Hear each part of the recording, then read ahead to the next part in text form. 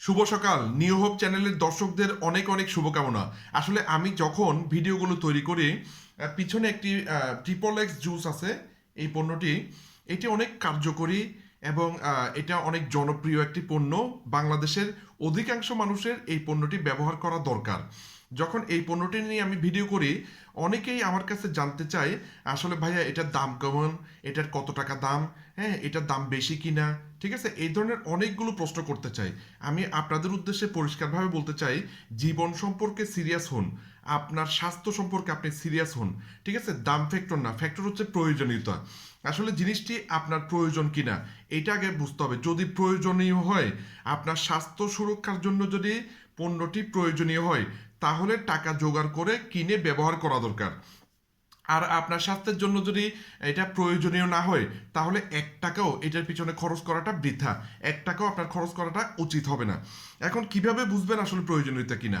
আপনি প্রথম যে পয়েন্টটা আমি আপনার সাথে আলাপ করব, সেটা হচ্ছে আমাদেরকে বুঝতে হবে হেলথ কেয়ার কনসেপ্ট।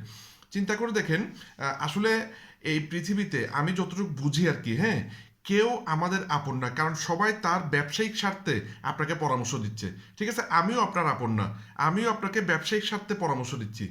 ঠিক আছে, একদম পরিষ্কার কথা। সবাই আপনাকে ব্যবসায়িক স্বার্থে পরামর্শ দিচ্ছে।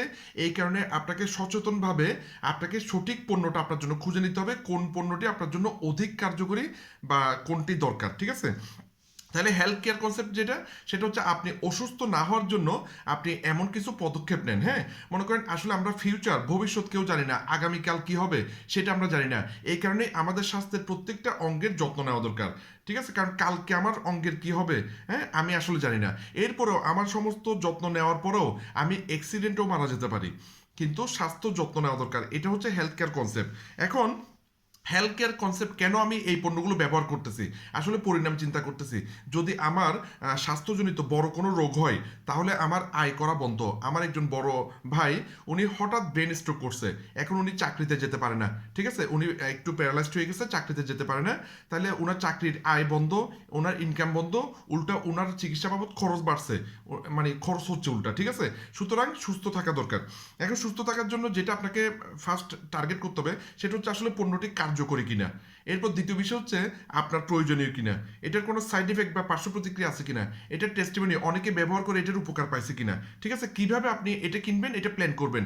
আপনি হাসপাতালে ভর্তি হলে আগে কি হাসপাতালে ভর্তি হবেন না টাকা জোগাড় করবেন? আগে হাসপাতালে ভর্তি করবেন, তারপর টাকা জোগাড় করবেন। ঠিক আছে, সুতরাং এইটার ক্ষেত্রেও পরিকল্পনা করে টাকা জোগাড় করবেন। আর 3 নম্বর কথা হচ্ছে আপনি আমার সাথে পরামর্শ করবেন কি টাকা দিয়ে কিনবেন নাকি ফ্রিতে কিনবেন, আমি আপনাকে পরামর্শ দেবো। ধন্যবাদ।